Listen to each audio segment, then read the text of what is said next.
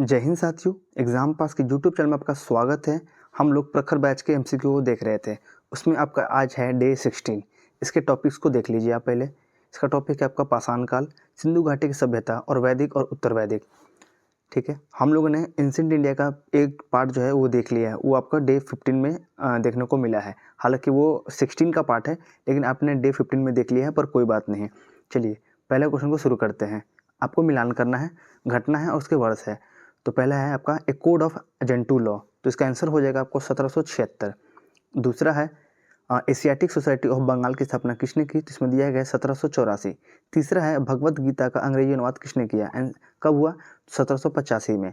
आगे है अभिज्ञान शकुंतलम का अंग्रेजी में अनुवाद कब किया गया है, आंसर हो जाएगा 1789 में। आगे देखते हैं क्वेश्चन नंबर 2। निम्नलिखित कथनों पर विचार करना है और सत्य कथन के बारे में बताना है। कौन सा कथन सत्य है, तो कोई भी इसमें सत्य नहीं दिया गया है। आगे देखते हैं क्वेश्चन नंबर 3। 19वीं सदी क्वेश्चन 3 है, यहाँ पे 3 है। कथन ए और आर आपको दोनों बताना है, उसमें कौन सत्य दिया गया है। तो इसमें आपका ए सही है, दोनों ही सत्य देख लीजिए पहले। 19वीं सदी के पूर्वार्ध में यूनाइटेड किंगडम और अन्य यूरोपीय देशों में संस्कृत अध्ययन पीठ की स्थापना हुई। आगे है क्योंकि विलियम जोन्स के अनुसार यूरोपीय भाषा मूल रूप से संस्कृत और ईरानी भाषा में बहुमत मिलती है। क्वेश्चन नंबर 4 देखते हैं। प्राचीन भारत का पहला व्यवस्थित इतिहास किसने लिखा, आंसर हो जाएगा विंसेंट आर्थर स्मिथ ने, कब, 1904 में। आगे है क्वेश्चन नंबर 5।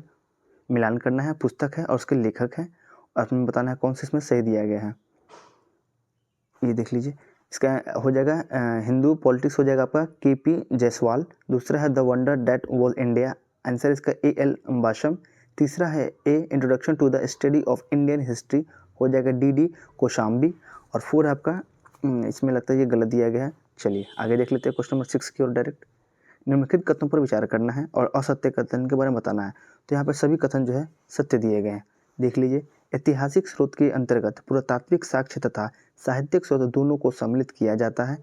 पुरातात्विक साक्ष्यों के अंतर्गत अभिलेख, सिक्के, स्मारक, भवन, मूर्तियाँ, बर्तन आदि शामिल किए जाते हैं। पुरातात्विक साक्ष्यों का ऐतिहासिक विश्लेषण करना पुरातात्विक विज्ञान यानी कि आर्कियोलॉजी कहलाता है। यह सभी आपके सत्य हैं। क्वेश्चन नंबर 7 है। निम्नलिखित कथनों पर विचार करना है और सत्य के बारे में बताना है। यहाँ पर दोनों सत्य दिए गए हैं। वो है आपका किसी प्राचीन वस्तु के विद्यमान यानी कि C14 में आई कमी को मापकर उसके समय का निर्धारण किया जा सकता है। और C14 यानी कि कार्बन 14 सभी सजीव वस्तु में विद्यमान होता है। क्वेश्चन नंबर 8 है। निम्नलिखित कथनों पर विचार करें और असत्य कथन के बारे में आपको बताना है। तो यहाँ पर दिया गया है डी, यहाँ पे दिया गया है डी, यह सत्य है। जो सत्य उसे जान लीजिए आप। जिन सिक्कों मुद्राओं पर कोई लेख नहीं होता, केवल आकृतियाँ विद्यमान होती है, उन्हें आहत या पंचमार्क सिक्के कहते हैं। दूसरा है सिक्कों पर लेख तथा तिथियाँ उत्कीर्ण करने की परंपरा सर्वप्रथम यूनानी शासक ने प्रारंभ की। आगे है गुप्त शासक ने सर्वाधिक सोने के सिक्के जारी किए। आगे देखते हैं क्वेश्चन नंबर 9। इसमें आपको मिलान करना है, अभिलेख है और उसके शासक दिए गए हैं। तो इसका आंसर दिया गया यहाँ पे, चलिए आप यहाँ देख लीजिए। इसमें है हाथी गुफा अभिलेख खारवेल, आगे नासिक अभिलेख गौतमी बलश्री, प्रयाग स्तंभ अभिलेख आपके हो जाएंगे यहाँ पे समुद्रगुप्त, और मंदसौर अभिलेख हो जाएंगे यहाँ पे यशोवर्मन। आगे देखते हैं क्वेश्चन नंबर 10। बुगाज कोई अभिलेख में निम्न में से किन देवताओं के नाम उल्लिखित हैं, आंसर हो जाएगा 1, 2 और 4 यानी कि इंद्र, वरुण और मित्र। आगे देखते हैं क्वेश्चन नंबर 11। अशोक के शिलालेख को पढ़ने में सर्वप्रथम सफलता किसने प्राप्त की, आंसर हो जाएगा जेम्स प्रिंसेप ने। आगे है क्वेश्चन नंबर 12। असत्य कथन का आपको चयन करना है। तो 3 जो है आपका यानी कि सी जो है आपका असत्य है, यानी कि खरश्री लिपि बाएं से दाएं लिखी जाती है, ये आपका गलत है। आगे देखते हैं क्वेश्चन नंबर, यहाँ पे देख लीजिए। खरश्री लिपि है जो आपका दाएं से बाएं है, दाएं से बाएं, और ब्राह्मी लिपि हो जो आपका बाएं से दाएं। इसको अक्सर पूछ लिया जाता है, इसको ध्यान से देख लीजिएगा। क्वेश्चन नंबर 13 है। निम्नलिखित कथनों पर आपको विचार करना है और बताना है कौन से इसमें आपको सत्य दिए गए हैं। आंसर हो जाएगा 1 और 3, यानी कि रेडियो कार्बन डेटिंग पद्धति पुरातात्विक अवशेषों के तिथि निर्धारण की एक महत्वपूर्ण विधि है। और 3 है रेडियो कार्बन विधि द्वारा 10,000 साल पुरानी वस्तुओं का काल निर्धारण किया जा सकता है। आगे क्वेश्चन नंबर 14। वेदांग की कुल संख्या कितनी है, आंसर हो जाएगा 6। आगे question number 15। The story of Indian archaeology किसने लिखी है, आंसर हो जाएगा आपका SN राव ने। आगे है 16 नंबर क्वेश्चन। प्राचीनतम अभिलेखों के संबंध में निम्नलिखित कथनों पर विचार करना है। सत्य बताना है तो केवल 2 ही सत्य इसमें आपका है तमिल भाषा में उल्लेखित मिलते हैं। क्वेश्चन नंबर 17 देखेंगे, भारतीय पुरातत्व का जनक किसे कहा जाता है? आंसर हो जाएगा अलेक्जेंडर कनिंघम को। क्वेश्चन नंबर 18 देखेंगे, आर्कियोलॉजी के एक भाग यानी कि आर्कियोमेस्ट्री के अंतर्गत अध्ययन किया जाता है किसका? तो आंसर हो जाएगा प्राचीन सामग्री के आकार का। क्वेश्चन नंबर 19 देखेंगे, भीमबेटका से प्राप्त गुफा चित्र किस काल से संबंधित है? आंसर हो जाएगा उच्च पुरापाषाण काल का। क्वेश्चन नंबर 20 देखेंगे, प्रारंभिक मानव आर्खेटक खाद्य संग्रह के रूप में एक जगह से दूसरी जगह क्यों घूमते थे? आंसर दिया गया है डी यानी कि 1 2 3 4 यानी कि सभी सत्य है इसमें। यानी कि एक जगह रुकने के कारण वहाँ के फल वृक्ष तथा जानवरों को खाकर समाप्त कर देते थे। आगे है शिकार ढूंढने के कारण और मवेशी का चारा ढूंढने के कारण और मौसम बदलने के कारण। क्वेश्चन नंबर 21 देखेंगे, दक्षिण भारत में पुरातात्विक खुदाई में ऐसे स्थल बहुयात मिले हैं जहां बड़े बड़े पत्थरों के बीच लोगों के उनके औजारों, हथियारों और अन्य सामग्रियों के साथ दफनाया गया। इसे क्या कहा जाता है? आंसर हो जाएगा मेगालिथ। क्वेश्चन नंबर 22 देखेंगे, सूची 1 को 2 से मिलान करना है। नवपाषाण कालीन बस्तियां हैं और उसकी अवस्थिति है यानी कि कौन सा है वहाँ पे? तो आप यहाँ देख लीजिए, डायरेक्ट आंसर आप देख लीजिए यहाँ पे। चिरांद हो जाएगा बिहार, बुर्ज हो जाएगा कश्मीर, कोल्डिवा हो जाएगा उत्तर प्रदेश, उंतूर हो जाएगा आंध्र प्रदेश और पिकलिहल हो जाएगा कर्नाटक। इसको अच्छे से आप देख लीजिएगा। क्वेश्चन नंबर 23 देखेंगे, उन स्थल युग्म को पहचान कीजिए जहां नवपाषाण काल हड्डियां के औजार बहुयात में मिले हैं।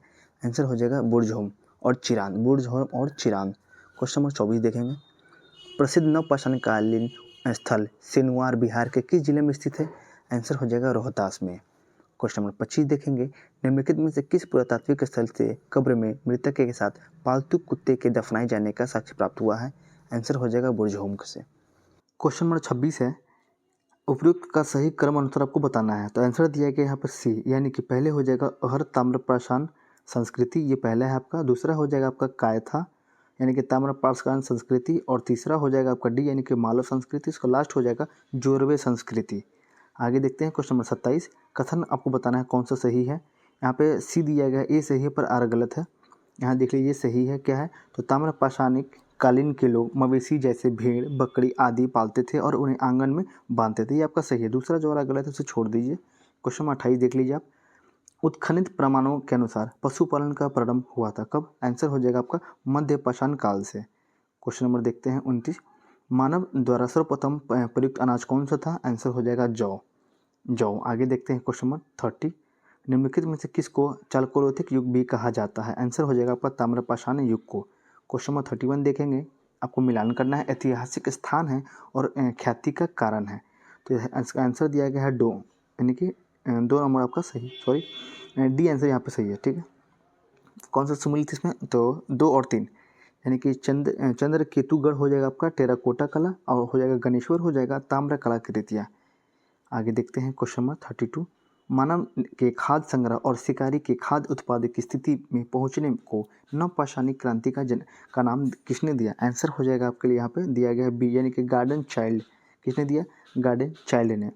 क्वेश्चन नंबर 33 देखेंगे, निम्नलिखित कथनों पर विचार करना है, उपयुक्त कथनों में कितने कथन सत्य? यहाँ पे ये देखिए कितने हैं, वर्ड दिया गया चारों सही है, देख लीजिए।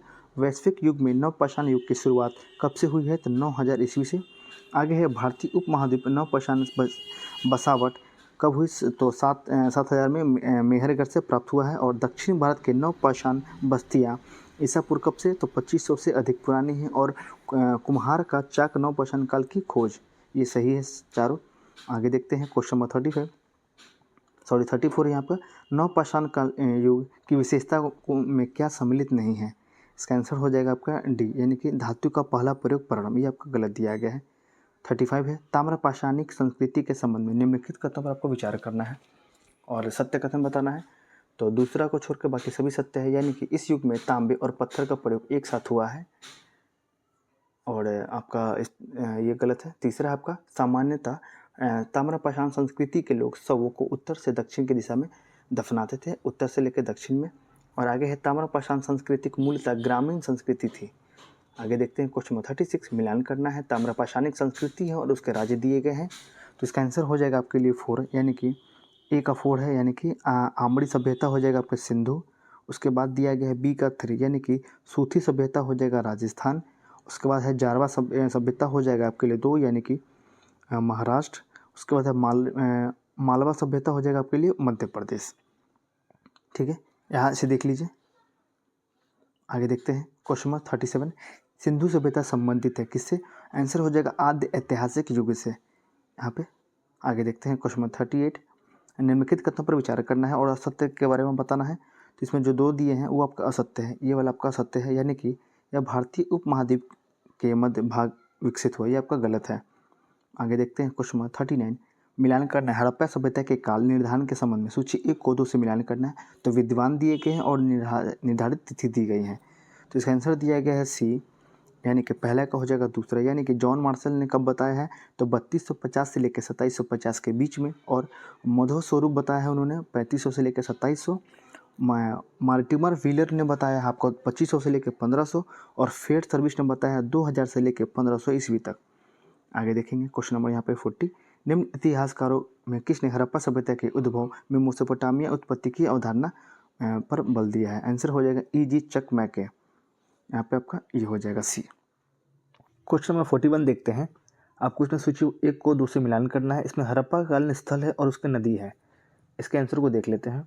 आंसर हो जाएगा ए, यानी कि लोथल हो जाएगा भोगवा नदी के किनारे, बनावली हो जाएगा रंगोई, आलमगीरपुर हो जाएगा हिंडन, और सुरकोटदा हो जाएगा आपका सरस्वती नदी। आगे देखते हैं क्वेश्चन नंबर 42 है, सुत्का गेंडोर किस नदी के तट पर स्थित है? हड़प्पा कालीन स्थल है। आंसर हो जाएगा दशक। कहाँ? दशक। आगे देखते हैं, यहाँ पे देख लीजिए कुछ और भी है, जैसे चेनाब हो जाएगा मांडा, और भादर या मादर हो जाएगा आपका रंगपुर, शादी कौर हो जाएगा आपका गुजरात, यहाँ पे सुतका को हो जाएगा, सतलज हो जाएगा आपका रोपर। आगे देखते हैं क्वेश्चन 43, इसमें भी आपको मिलान ही करना है और बताना है कौन से इसमें गलत दिए गए हैं। इसका आंसर दिया गया है डी, यानी कि जो सही उसे जान लीजिए पहले। लोथल हो जाएगा रंगनाथ राव, दूसरा है आपका राखीगढ़ी हो जाएगा सूरजभान, बनावली हो जाएगा RS विष्ट। ये आपका डी जो है ये आपका गलत दिया गया है। आगे देखते हैं क्वेश्चन 44, मांडा यानी कि जम्मू नामक हड़प्पा कालीन स्थल के उत्खननकर्ता कौन थे? आंसर हो जाएगा आपका जगपति जोशी। कौन हो जाएंगे? जगपति जोशी। आगे देखते हैं क्वेश्चन 45, लोथल नामक हड़प्पा कालीन स्थल का पहला उत्खनन किस वर्ष हुआ? आंसर हो जाएगा आपका 1955 में। यहाँ पे देखेंगे 1955 में। आगे देखेंगे 46, निम्नलिखित कथनों पर विचार करना है, उपरोक्त में से कितने कथन सत्य हैं? यहाँ पे चारों जो है वो आपके कथन सत्य दिए गए हैं। देख लीजिए, मनके बनाने वाला कारखाना तथा स्त्री प्रसाधन सामग्री संबंधी साक्ष्य चुनहुद्र से प्राप्त हुए हैं, मिट्टी का हल बनावली से प्राप्त हुआ है, अन्नागर की प्राप्ति हड़प्पा से हुई है, लकड़ी की नाली का साक्ष्य कालीबंगन से प्राप्त हुआ है। आगे देखते हैं 47, निम्न में से कौन सा पुरातात्विक साक्ष्य हड़प्पा कालीन स्थल से संबंधित थे? आंसर हो जाएगा सभी, यानी कि विशाल स्नानगर, सभा भवन, कांच से निर्मित नग्न महिला की मूर्ति, दाढ़ी वाले पुजारी की मूर्ति, एक श्रृंगी पशुओं वाली मुद्राएं। 48 नंबर क्वेश्चन, भारत में चांदी की उपलब्धता के प्राचीनतम साक्ष्य मिलते हैं कहाँ से? आंसर हो जाएगा आपका ए, यानी कि हड़प्पा संस्कृति से। कहाँ से? हड़प्पा से। आगे है 49, हड़प्पा में मिट्टी के बर्तनों पर सामान्यतः किस रंग का उपयोग हुआ है? आंसर हो जाएगा लाल रंग का। 50 देखेंगे, निम्नलिखित पशुओं में से किस एक का हड़प्पा संस्कृति में पाई मोहरों और टेराकोटा कलाकृतियों में निरूपण यानी कि रिप्रेजेंटेशन नहीं हुआ था? आंसर हो जाएगा आपका काऊ, यानी कि गाय का। आगे है, निम्नलिखित में से कौन सा एक हड़प्पा स्थल नहीं है? तो इसका आंसर हो जाएगा देसलपुर, यानी सॉरी यहाँ पे हो जाएगा सी, सौगौरा। सी हो जाएगा, सॉरी सौगौरा। आगे है 52, सूची 1 को 2 से मिलान करना है, प्राचीन स्थल है और उसके पुरातात्विक खोज है। तो इसका आंसर हो जाएगा आपके लिए बी, यानी कि 2143, यानी कि लोथल हो जाएगा यहाँ पे गोदीबरा, कालीबंगा हो जाएगा जोता हुआ खेत, और धौलावीरा हो जाएगा हड़प्पा लिपि के बड़े आकार के 10 चिन्हों वाला एक शिलालेख, बनावली हो जाएगा पक्की मिट्टी की बनी हुई हल्की प्रतिकृति। आगे 53 नंबर क्वेश्चन, निम्न में से किस हड़प्पा नगर में काली चूड़ियों के साक्ष्य मिले हैं? आंसर हो जाएगा कालीबंगन से। 54, निम्नलिखित में से कौन हड़प्पा और मोहनजोदड़ो के उत्खनन से संबंधित नहीं थे? आंसर हो जाएगा आपका VS स्मिथ। कौन? VS Smith. आगे है 55, भारत में निम्नलिखित में के आने का सही क्रम कौन से आपको वो बताना है। आंसर हो जाएगा आपके लिए डी, यानी कि 4321, यानी कि नीचे से स्टार्ट है, नगर संस्कृति, लोहे का हल, आहत मुद्रा, चांदी के सिक्के और सोने के सिक्के। 56 देखेंगे, निम्नलिखित में से कौन सा प्राचीन नगर अपने उन्नत जल संचयन और प्रबंधन के लिए सुप्रसिद्ध है, जहां बांधों की श्रृंखला का निर्माण किया गया था और संबंध जलाशयों में नहर के माध्यम से जल को प्रवाहित किया जाता था? आंसर हो जाएगा आपके लिए धौलावीरा। 57, निम्नलिखित में से कौन सा लक्षण सिंधु सभ्यता के लोगों का सही चित्रण करता है? आंसर हो जाएगा केवल 2, यानी कि वे वे देवी और देवताओं दोनों की पूजा करते थे। आगे देखेंगे 58, सिंधु घाटी सभ्यता के संदर्भ में निम्नलिखित कथनों पर आपको विचार करना है। कौन सा कथन सही है? इसमें दोनों ही कथन सत्य दिए गए हैं, यानी कि यह प्रमुखतः लौकिक सभ्यता थी तथा इसमें धार्मिक तत्व यद्यपि उपस्थित तथा वर्चस्वावली नहीं था। उस काल में भारत में कपास के वस्त्र बनाए जाते थे। आगे देखते हैं क्वेश्चन 59, हड़प्पा संस्कृति के संबंध में सही मिलान करना है। वस्तु है और आयत स्थान है। आंसर हो जाएगा आपके लिए बी, यानी कि 1 का बी हो जाएगा, तांबा हो जाएगा आपके लिए राजस्थान, टिन हो जाएगा आपके लिए अफगानिस्तान और सोना हो जाएगा कर्नाटक। 60 नंबर क्वेश्चन है, हड़प्पा सभ्यता के अंत के संबंध में इतिहासकारों ने क्या क्या अटकलें लगाई हैं, आपको बताना है। कौन सा कथन सत्य दिए गए हैं? इसमें सभी जो है सत्य है, यानी कि नदियों के सूखने के कारण, जंगलों के विनाश होने के कारण, चारगाह मैदान समाप्त होने के कारण, बाढ़ के कारण और शासकों के नियंत्रण समाप्त होने के कारण। 61 है, हड़प्पा सभ्यता के अंत होने का क्या परिणाम हुआ? आंसर हो जाएगा आपके लिए चारों, यानी कि हड़प्पा नगरों के लोगों ने छोड़ दिया, मुहर लेखन तथा बांटों का प्रयोग बंद हो गया, कच्चे माल का आयात घट गया, नए बस्तियों की संख्या बढ़ गई। आगे देखेंगे 62 नंबर क्वेश्चन, किस हड़प्पा स्थल पर नहरों के अवशेष मिले हैं? आंसर हो जाएगा आपका सोटूर घाई। आगे है 63, हड़प्पा बस्तियों के संदर्भ में निम्नलिखित कथनों पर विचार करना है और सत्य कथन का आपको चयन करना है। यहाँ पे दोनों ही सत्य है, यानी कि सामान्यतः हड़प्पा स्थलों की बस्तियों को 2 भागों में विभाजित होती है। एक छोटा लेकिन ऊंचाई पर बनाया गया है जिसे दुर्ग कहा जाता था, दूसरा कहीं अधिक बड़ा लेकिन नीचे बनाया गया जिसे निचला शहर कहा जाता था। आगे है हड़प्पा समाधानों के बारे में निम्नलिखित कथनों पर विचार करना है और सत्य कथन आपको चुनना है। यहाँ पर दोनों ही सत्य है, यानी कि इन समाधानों में मृत्यु के उपरांत जीवन की अवधारणा के सबूत मिलते हैं और पुरुष और महिलाओं दोनों के समाधानों की आभूषण मिले हैं। आगे है 65, इसमें आपको मिलान करना है। वस्तु है और उसके प्राप्ति स्थल है, कहाँ से प्राप्त हुए हैं? इसका आंसर हो जाएगा ए, यानी कि पहला का हो जाएगा ए, यानी कि शंख हो जाएगा बालाकोट से। आगे है लाजवर्द मणि हो जाएगा आपका डी, यानी कि सुर्तघई से। तांबे हो जाएंगे खेतरी से और सोना हो जाएगा दक्षिण भारत से। आगे है हड़प्पाई बांटों के संदर्भ में निम्नलिखित कथनों पर विचार करना है और सत्य कथन का पोषण करना है। इसमें कोई भी सत्य नहीं है, हम आगे चलते हैं। 67 देखेंगे, खोजकर्ता है और उससे संबंधित स्थल आपको मिलान करना है, तो इसका आंसर हो जाएगा ए, यानी कि पहला का हो जाएगा बी, उसके बाद ए और डी और सी देख लेते हैं। एस आर राव हो जाएगा लोथल से रिलेटेड है ये, बी लाल हो जाएगा कालीबंगन से, एम आर मुगल हो जाएंगे बहावालपुर से और आर एस बिष्ट हो जाएंगे आपके धौलावीरा से। आगे देखते हैं 68, हड़प्पा सभ्यता के संबंध में निम्नलिखित कथनों पर विचार करना है, सत्य कथन आपको बताना है। तो इसमें दिया गया है बी, यानी कि केवल इसमें दिया गया है बी, यानी कि 1, 2 और 3 क्या है? तो हड़प्पा सभ्यता का उत्तर पूर्व में विस्तार मेरठ उत्तर प्रदेश तक था। आगे है अभी तक भारतीय उपमहाद्वीप में लगभग 2800 हड़प्पा स्थलों की पहचान की जा चुकी है और हड़प्पा सभ्यता ईसा पूर्व की 3री और 2री शताब्दी की दुनिया की सबसे बड़ी सभ्यता संस्कृति थी। 69 देखेंगे, सूची को 2 से मिलान करना है। हड़प्पा के स्थल है और आपके वहाँ पे उसकी स्थिति है, तो इसके आंसर को हम यहाँ देखेंगे। यहाँ पे कालीबंगन राजस्थान, बनावली हरियाणा, आलमगीरपुर उत्तर प्रदेश, धौलावीरा गुजरात और दैमाबाद हो जाएगा आपका महाराष्ट्र। दैमाबाद हो जाएगा आपका महाराष्ट्र। ठीक है, आगे चलते हैं। 70, मोहनजोदड़ो से प्राप्त महान स्नानागार का परिणाम क्या था? क्या उसका परिमाप था? आपको बताना है। आंसर हो जाएगा 11.88 मीटर लंबाई थी और 7.01 मीटर चौड़ाई थी। 2.4 मीटर की उसकी गहराई थी, डेप्थ थी। ठीक है, आगे चलते हैं। 71, मेसोपोटामिया और हड़प्पा सभ्यता के नगरों के बीच व्यापारिक गतिविधियों से पर्याप्त साक्ष्य प्राप्त हुए हैं। मेसोपोटामिया के ग्रंथों में हड़प्पाई क्षेत्रों के लिए किस नाम का प्रयोग किया गया है? आंसर हो जाएगा मेलुहा। आगे है 72, हड़प्पा सभ्यता के मोहरों पर 3 सींग वाले सिर के एक योगी की मुद्रा चित्रित है, जिसके पास कुछ पशुओं के चित्र भी उत्कीर्ण किए मिलते हैं। उन पशु का चित्र उन मोहरों में नहीं पाया गया, कौन है? आंसर हो जाएगा सी, यानी कि बैल। आगे देखेंगे, आर्य शब्द किस बात का संकेतक है? आंसर हो जाएगा एक सांस्कृतिक समुदाय। 74, कथन आपको देखना है कौन सा सही है और कौन गलत है, दोनों यहाँ पे सत्य दिए गए हैं। इंडो आर्यन समुदाय के लोग कबीलाई और गैर कबीलाई संघर्ष में हर जगह सफल रहे, क्योंकि इंडो आर्यन के पास आवश्यक युक्त रथ, कवच और बेहतर हथियार थे। 75, निम्नलिखित ऋग्वैदिक संस्था पर विचार करना है और आपको बताना है उपयुक्त में से किन संस्थाओं में महिला भी भाग लेती थी। आंसर हो जाएगा पहला और तीसरा, यानी कि सभा में और विदत में।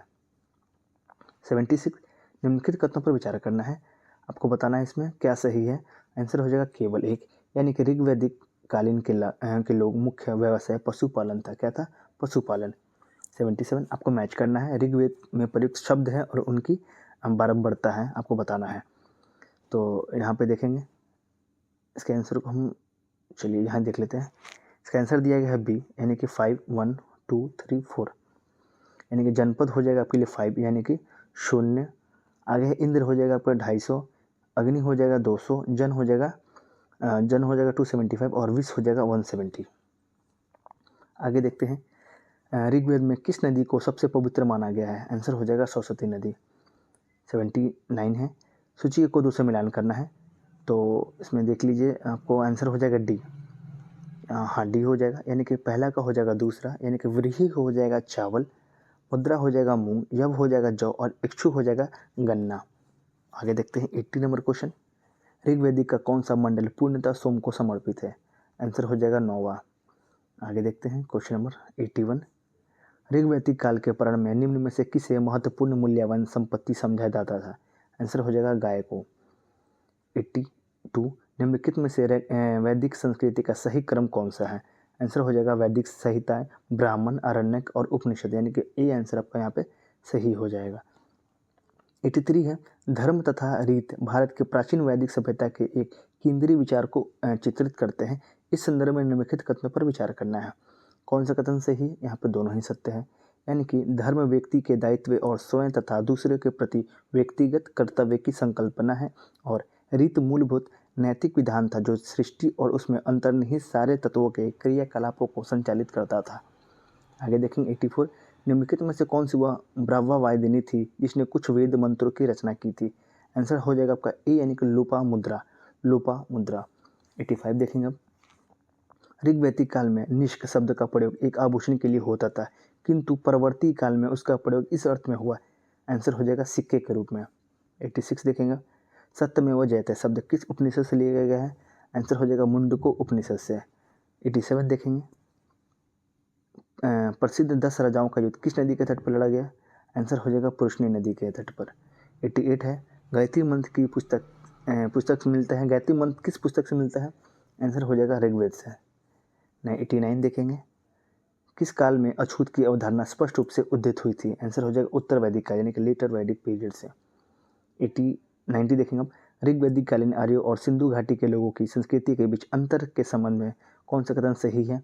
आंसर दिया गया केवल एक, यानी कि पहला देख लीजिए यहाँ पे, ऋग्वैदिक कालीन आर्य कवच और शीर्षत्राण यानी कि हेलमेट का उपयोग करते थे, जबकि सिंधु घाटी सभ्यता के लोगों ने इनके उपयोग का कोई साक्ष्य नहीं मिलता है। 91 प्राचीन भारतीय समाज के प्रसंग में निम्नलिखित शब्दों में से कौन सा शब्द 3 के वर्ग का नहीं है। आंसर हो जाएगा कोश, यहाँ पे कोश। आगे देखेंगे 92 आर्यों का मूल निवास स्थल आर्कटिक प्रदेश यानी कि उत्तरी ध्रुव किसने माना। आंसर हो जाएगा बीजीटी यानी कि बाल गंगाधर तिलक ने।